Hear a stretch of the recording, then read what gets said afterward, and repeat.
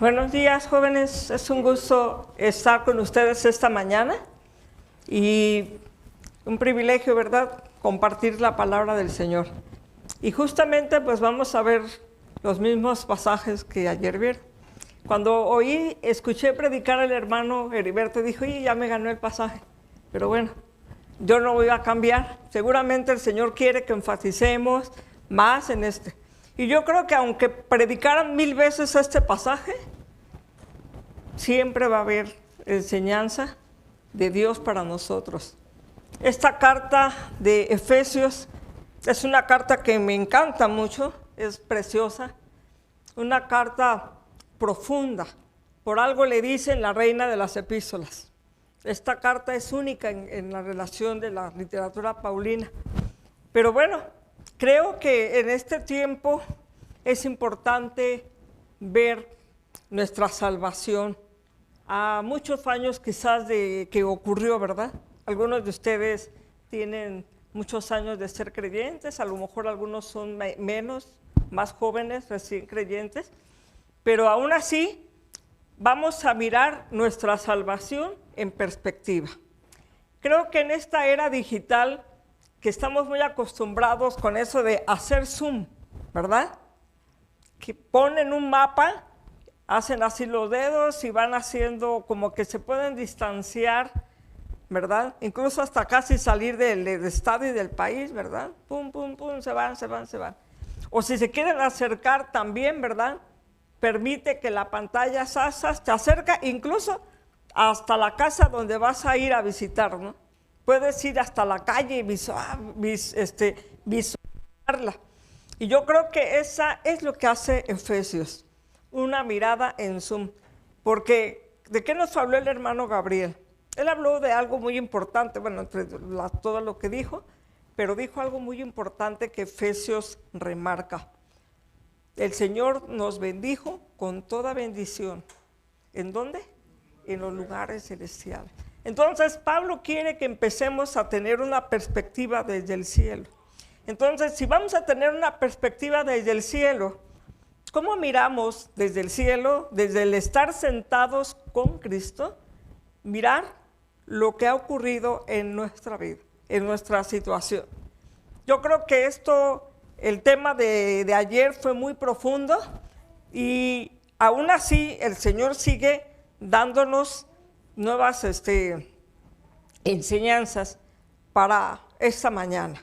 Y yo quisiera pedirte, ¿verdad?, que abras tu mente, tu corazón, porque es lo que hace Pablo en el capítulo 1, cuando él está orando, dice que él ora para que nuestros ojos sean abiertos, para que podamos conocer cuál es la esperanza a la que nos ha llamado, para que nosotros conozcamos las riquezas de la gloria de la herencia. Fíjense que es algo importantísimo, una oración preciosa para que el Señor nos ayude a conocer y a profundizar y a ver lo que muchas veces no podemos ver. Me preguntaba, ¿por qué Pablo tendría que enfatizar a los salvos, explicándoles otra vez que Dios nos dio vida en Cristo, cuando estábamos muertos en nuestros delitos y pecados? Pero yo quiero pensar que es como cuando el doctor te explica, lo operamos, le hicimos esto, le sacamos aquello y le cosimos por acá y por allá. Te empiezan a explicar algo que ya pasó, ¿verdad? Pero yo creo que ahora, al explicarte eso, tú tienes que entender pues los retos que tienes ahora, tal vez en tu salud o en lo que ahora tienes que vivir. Tienes que entenderlo bien, porque en ese momento quizás ni lo comprendíamos del todo bien, así de que vamos a permitir que el Espíritu Santo nos ayude a hacer un zoom con este tema de la salvación para ver la grandeza de Dios.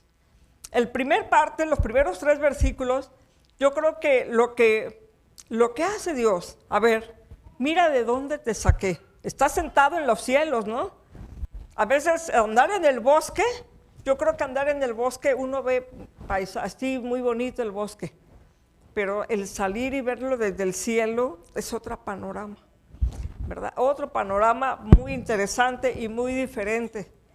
Primero, Dios nos va a dar la perspectiva de dónde nos sacó. En esos 3 primeros versículos. Cuando estábamos muertos en delitos y pecados. Y luego dice, en los cuales anduviste. Esa palabra anduviste es la famosa palabra del griego peripateo, del estilo de vida. Nosotros teníamos un estilo de vida habituado al pecado. ¿Y saben qué? En el pecado nos gozábamos, lo disfrutábamos y no nos dábamos cuenta en la suciedad o en la forma tan vil que estábamos. ¿Y saben por qué? Juan lo dice, lo enfatiza, porque él dice que los hombres aman más las tinieblas. ¿Por qué? Porque aman las obras pecaminosas que hacen y no quieren venir a la luz. ¿Por qué? Pues para que no sean evidentes sus pecados. Entonces nosotros vivíamos así, es lo que está diciendo Pablo, vivíamos así y nos gozábamos viviendo así. Así que era difícil ver, ¿no? Pero si vemos ahora en retrospectiva, Dios nos salvó y nos sacó de allí. Y Él es el que hace, a través de la obra de su Espíritu, Él es el que nos escudriña y nos hace ver en qué condición estamos. Yo creo que es lo que le pasó a la mujer samaritana, ¿no? Quizá la samaritana dejaba un marido, dejaba otro, y la pobre con ese vacío de existencia, de desear sentirse amada, protegida, pues no pasó. Pero aún así ella como que pues seguramente lo minimizaba. Pero el Señor Jesús, ¿qué dice? A ver, ¿tuviste 4 maridos? Y el que con ahora tienes no es tu marido. Pum, pum, le llega al punto, ¿no? Es como si le hiciera así la pantalla de la vida y dices, ay, ya llegué hasta el punto que me toca allí, ¿verdad? En otro tiempo estábamos muertos. Y yo quiero pensar que a veces estamos tan habituados que no nos damos cuenta, ¿no? Es como cuando entras a una casa y tiene cierto olor característico. Pero todos los que viven allí ya se acostumbraron a ese olor, no lo notan, ¿no? Están bien familiarizados. Pero tú cuando vienes de afuera dices, ah, caray, aquí hay gato, ¿no? O aquí hay un perro, qué sé yo. Pues sí, ¿por qué? Porque la gente que viene de afuera. Solo Dios puede revelarnos la gravedad de nuestro pecado. Y yo creo que Pablo en esto, cuando nos dice, nos dio vida, estabas muerto, andabas tú siguiendo la corriente de este mundo y no te dabas cuenta en lo grave que estabas y a dónde estabas destinado a vivir, ¿no? Porque Pablo dice, ¿no?, en la carta de los Romanos, bueno, la paga del pecado es muerte. Eso era nuestro destino. Incluso en esta misma carta, más adelante, en el capítulo 4, Pablo va a decir que ya no andemos en la vanidad de la mente. ¿Cómo? Dice, ya no anden como los otros gentiles que andan en la vanidad de la mente, con el entendimiento entenebrecido, con el corazón duro y ciegos, y decidiendo obedecer al príncipe del aire. Entonces, ese es el estilo de vida en el que estábamos. Entonces, ahora lo que hace es sacarnos y ver a esta distancia, ve dónde estaba. A mí me gusta mucho el canto que a veces hemos cantado aquí, ¿verdad? ¿Dónde estaría yo si el Señor no me hubiera salvado? Y pregúntate tú, ¿dónde estarías si no fueras cristiano? ¿En dónde estaríamos? No estaríamos aquí, seguramente, no. Pero ¿dónde estaríamos? Estaríamos a lo mejor en una calle tirados, en un trabajo esclavizados, viviendo para nosotros sin otra perspectiva de nada. ¿Qué estaríamos? Sumidos en drogas, en algún vicio, en alguna vida, o quizá ya hasta nos hubiésemos muerto por la consecuencia de alguna mala acción o un pecado. El Señor quiere que ahora a 5, a 10, a 1 año, a 2 años de ser salvo, mires en retrospectiva de dónde te sacó. Porque yo creo que eso nos hace apreciar y valorar lo que tenemos. Ver de dónde nos sacó el Señor. En Isaías, el profeta le decía al pueblo, mira la roca de donde fuiste sacado. Mira, ¿de dónde estás? No. Tienes que mirar de dónde el Señor te sacó, de qué miseria nos sacó. Pero fíjense que ya no solamente es sacarnos de ver de dónde nos sacó, de qué pozo nos sacó. Ahora también el apóstol Pablo quiere que veamos en una nueva perspectiva quién es Dios. ¿Quién es Dios? Cuando el Señor nos salvó, pues poco conocimiento teníamos de Él, ¿cierto? Poco, porque apenas si nos estaban hablando, ¿quién es Jesús? Teníamos muy poco conocimiento de Él. Pero fíjense que en este pasaje tiene una de superlativos impresionantes. Dice el versículo 4, pero Dios. Ya ayer nos lo explicó el hermano, ¿verdad? Ese pero, cómo da un giro, un cambio tremendo a la historia, a nuestra historia de estar sumidos en un pozo. Pero Dios cambió la historia. ¿Por qué? Dice aquí, Dios rico en misericordia. ¿Has pensado en esto? En un Dios rico en misericordia. Que no se le agotan los recursos. Es un Dios que es rico en misericordia. Y luego, fíjense, viene como una cascada, con un gran amor con que nos amó. Un gran amor, no dice su amor, no, un gran amor con que nos amó. Y luego, además, dice que nos dio vida, estando juntamente con Cristo, por gracia sois salvos. Nos resucitó, ¿verdad? Nos hizo sentar en los lugares celestiales en Cristo, para mostrar en los siglos venideros las abundantes riquezas. Fíjense, ya hay un superlativo, abundantes riquezas. Ya la riqueza es grande, pero es abundante riqueza de la gracia. Así de que un amor, una misericordia desbordante, un amor sobreabundante, una gracia, la gracia. Ahora, quiero que pensemos, esto, tener perspectiva de quién es Cristo, quién es Dios. ¿Por qué es importante que tengamos esa perspectiva de quién es Él? Porque Él dijo antes en el capítulo 1:18, cuando dice que nuestros ojos sean abiertos para que conozcamos cuál es la riqueza de la gloria de su herencia para con los santos. Dios es rico en amor, en gracia, en misericordia, pero esa riqueza nos la comparte. Nosotros somos herederos. Y yo quiero preguntarte, porque aquí dice que de allí nos sacó Dios por amor, por gracia, por misericordia.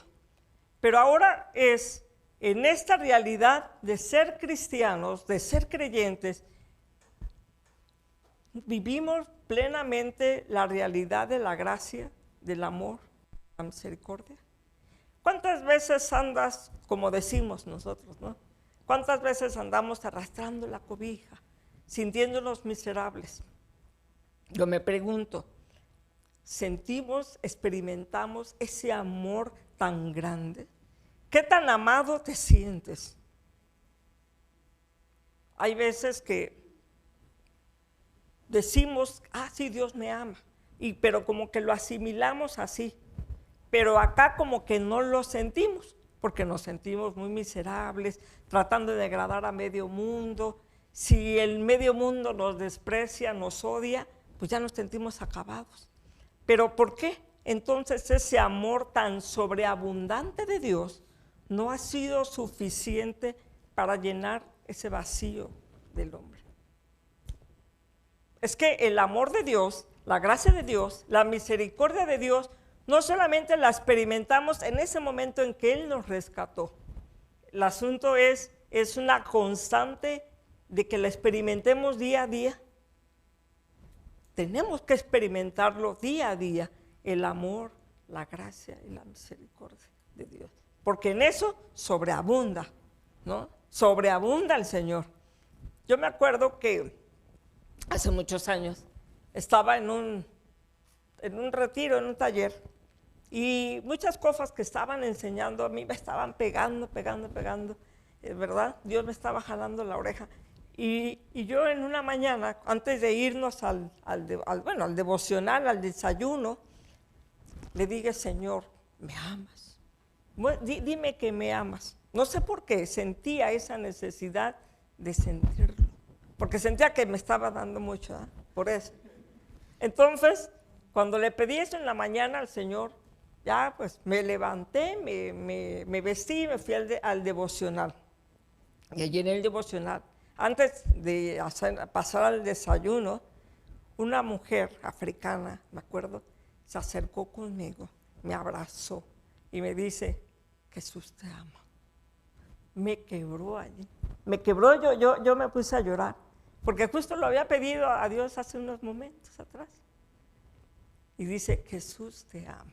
¿Cuántas veces, a veces no sentimos que es necesario recordarnos eso? Jesús nos ama. Se ha vuelto como un estribillo, ¿verdad? Así como: Jesús te ama. Si lo ves en las calcomanías, hasta en el camión puedes verlo a veces: Jesús te ama. Pero ¿realmente lo crees? ¿Realmente lo vives? Jesús te ama. Jesús te ama, porque por ese amor tan grande Él te rescató, nos rescató, me rescató a mí, porque tiene un amor grande. Si Él nos ama, ahora tenemos que verlo, seguirlo viendo. Me gusta la ilustración que hace Juan en el capítulo 9 de aquel hombre que está ciego, ¿verdad? Que fue sanado por Jesús y que los fariseos le decían: oye, ¿quién te abrió los ojos? Y él, ¿qué dice? Bueno, pues nada más me pusieron lodo, ¿no? Me lavé y ahora veo. No, pero a ver, ¿quién fue? Pues es que no sé. Después decía: bueno, yo creo que es un profeta. Y después decía: no, pues, decían los fariseos, no, ha de ser un pecador.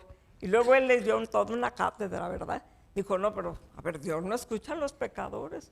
Si Dios escuchó a él, es porque no ha de ser pecador. Y total, él no sabía realmente quién era Jesús, pero sí sabía una cosa, que antes era ciego y ahora veía.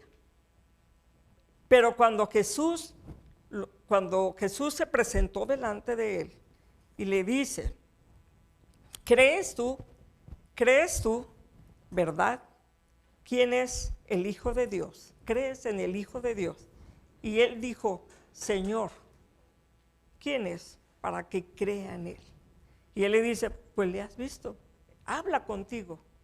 Y él dice: creo, y adoró. A mí me encanta esa respuesta: creo y adoró. Él adora.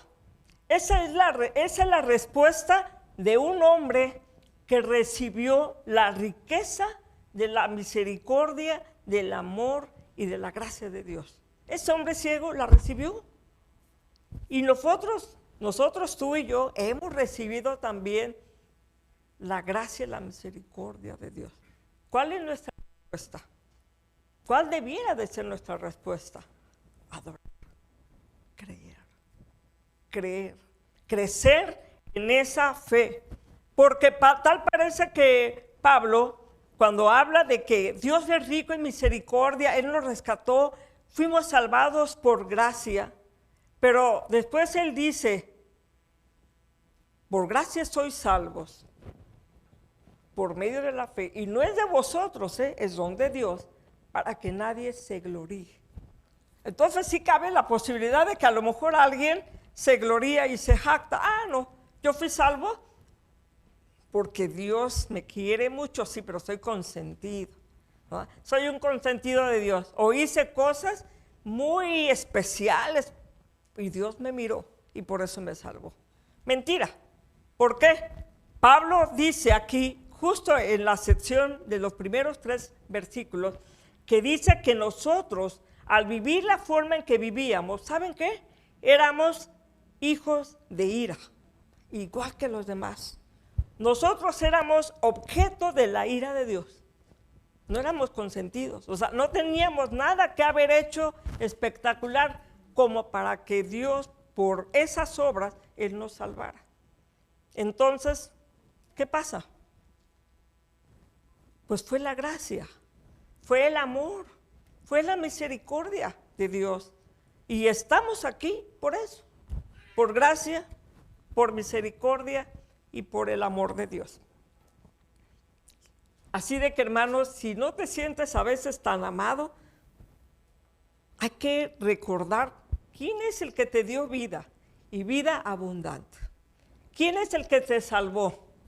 Porque me gusta, ¿verdad? Como dice allá el pasaje de que paradójicamente Jesús se hizo pobre por amor a nosotros, para que con su pobreza nosotros fuésemos enriquecidos, que nosotros gozáramos de la herencia de Él. Y yo quiero que la herencia, porque mucha gente a lo mejor estaba pensando que son cosas miserables, materiales, que nos hacen miserables si nomás nos pensáramos en eso. Pero la herencia de Dios, yo creo que de lo que Él es rico en misericordia, nos la comparte, para que tengamos también misericordia, para que Él nos da esa esperanza, ese amor, y que nos abra los ojos, ¿verdad? Para que nosotros podamos ver cómo gastamos la herencia que tenemos, cómo el amor, la misericordia. O a lo mejor hacemos como una viejita millonaria, que murió en la vil pobreza, pero todos los millones estaban debajo del colchón, no se los gastaba. Entonces dices, qué absurdo, ¿no? Siendo muy rico, no disfruta. Pero el Señor quiere que realmente vivamos como hijos de Él, que disfrutemos las riquezas. Por eso dice Pablo, Señor, ábrele los ojos para que se den cuenta de la riqueza, de la gloria, de la herencia que tiene. Y bueno, aparte de que nos da esa perspectiva desde el cielo para que nos demos cuenta de dónde nos sacó, Pablo nos da la perspectiva de saber quién es Él, quién es el que nos rescató. Y por último, Pablo en este pasaje, desde el cielo, de esa perspectiva, que nos demos cuenta cuál es la perspectiva del propósito de vida. Vamos al último versículo, versículo 10. Porque somos hechura suya, creados en Cristo Jesús para buenas obras, las cuales Dios preparó de antemano para que anduviésemos en ellas. Saber quiénes somos y para qué estamos aquí, ¿saben? Ese es el meollo de toda la existencia de las crisis del hombre. Muchas veces la gente se pierde su rumbo cuando no sabe quién es Él y para qué está aquí en este mundo. Y yo creo que aquí el Señor quiere que no olvidemos esto. Por eso Pablo lo enfatiza. No olvidemos. ¿Será posible que a veces los cristianos olvidan quiénes son y para qué están? Yo creo que sí. Miren, un ejemplo de esto me sorprendió mucho. Sorprende cada vez que uno lo lee, ¿verdad? Salomón. Salomón, un hombre que tenía todo. ¿Y qué dijo? ¿Qué dijo él? Voy a gozar todos mis bienes. Edificó casas, plantó viñas, hizo negocios, hizo todo lo que quiso. Y al final descubrió que todo era vanidad y aflicción de espíritu. Y hay un versículo que me llamó mucho la atención, porque dice en el 2:17 de Eclesiastés, aborrecí por tanto la vida, porque la obra que se hace debajo del sol me era fastidiosa, por cuanto todo es vanidad y aflicción de espíritu. Qué terrible, ¿verdad? Aborrecí la vida. Todo perdió sentido, pero la clave es, dice, todo debajo del sol. Debajo del sol la vida pierde la perspectiva. Por eso el Señor nos insta que pensemos en las cosas del cielo, que Él nos hizo sentar en las alturas. No quiere decir que estemos allá sentados con Cristo, estamos sentados aquí, no somos omnipresentes, estamos aquí. Pero yo creo que es la forma de decirnos, tenemos que tener una perspectiva desde el cielo, desde el cómo Dios ve las cosas. Porque saben que este mundo está caído. En este mundo no hay obras buenas, hay mucha violencia, hay mucha injusticia, hay muchas cosas que pueden apabullar nuestro corazón y muchas cosas que en algún momento dado nosotros podemos perder el sentido. Podemos llegar a sentirnos como, pues no sé, alineados, si podríamos decirlo así. Si no tienes una perspectiva del cielo, las tareas, el tequio, el ir al campo, incluso la labor pastoral, puede volverse algo sin sentido, sin propósito. De ahí que mucha gente siente que hay un punto de momento en su vida que se pierde el sentido. Dicen, ¿para qué estoy aquí? Enseño, hago cosas, y estos malagradecidos, ¿verdad? La iglesia que no responde como quisieras, o el campo que no responde, y eso te puede desalentar.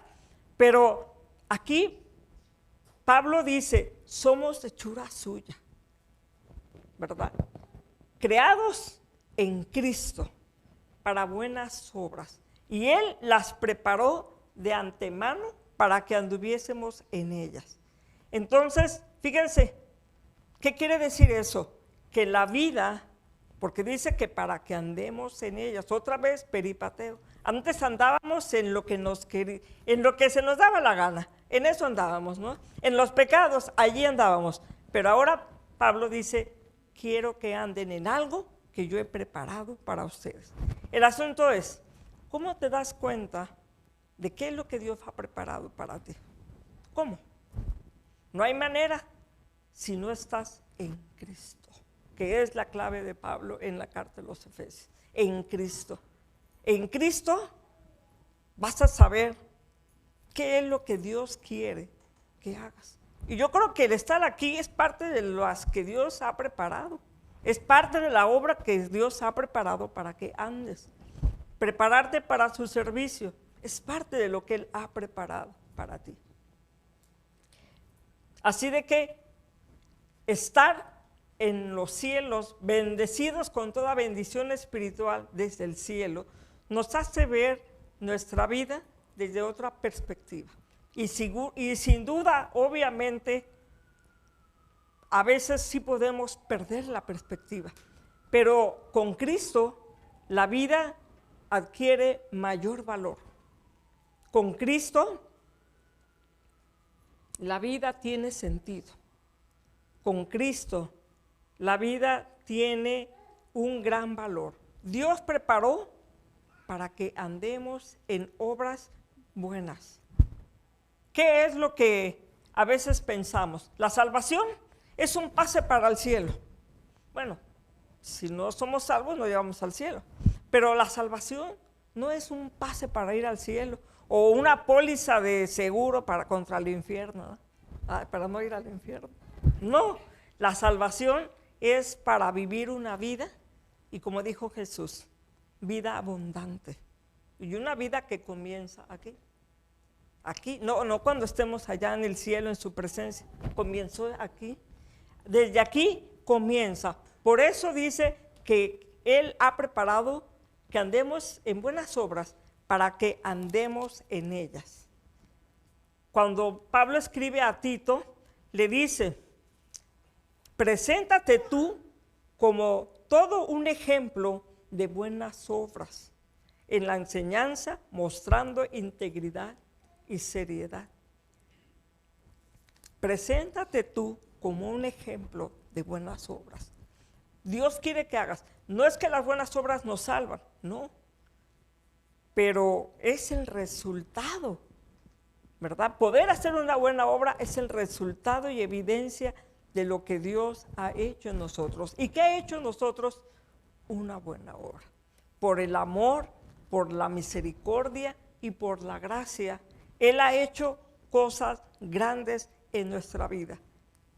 Debemos preguntarnos cada día, ¿cuál es la buena obra que voy a hacer hoy? Que Dios ha preparado para que yo haga. Y fíjense que eso nos hace o nos ubica como siervos de Él. Nos ubica como hombres y mujeres que debemos de buscar la voluntad de Dios en todo lo que hagamos. No solamente en las cosas grandes o en las grandes decisiones, aún en las cosas pequeñas. ¿Estás buscando la voluntad de Dios? Eso es valorar la salvación. No ver la salvación solamente como una póliza de seguros contra el infierno. No ver la salvación solo como un pase para ir al cielo. La salvación es para vivirla día a día. Por eso ahora tenemos que valorarlo. Después de cuántos años de ser salvo. Finalmente quiero terminar con unas palabras de Jesús que dice: vosotros sois la luz del mundo. Una ciudad asentada sobre un monte no se puede esconder, ni se enciende una luz y se pone debajo de un almud, sino sobre el candelero, y alumbra a todos los que están en la casa.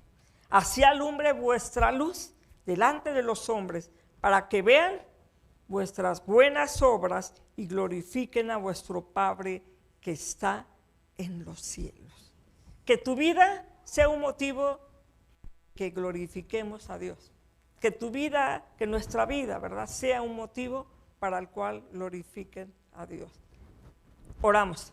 Amado Padre Celestial, gracias te damos por el gran regalo que has hecho en nuestras vidas, salvarnos. Por gracia, por amor, por misericordia. A pesar de estar en lo más profundo del pecado, de ahí nos sacaste. Gracias, Señor, porque nos rescataste por amor. Y gracias, Padre, porque ahora, Señor, queremos glorificar tu nombre. Señor, gracias por dar valor a nuestra vida.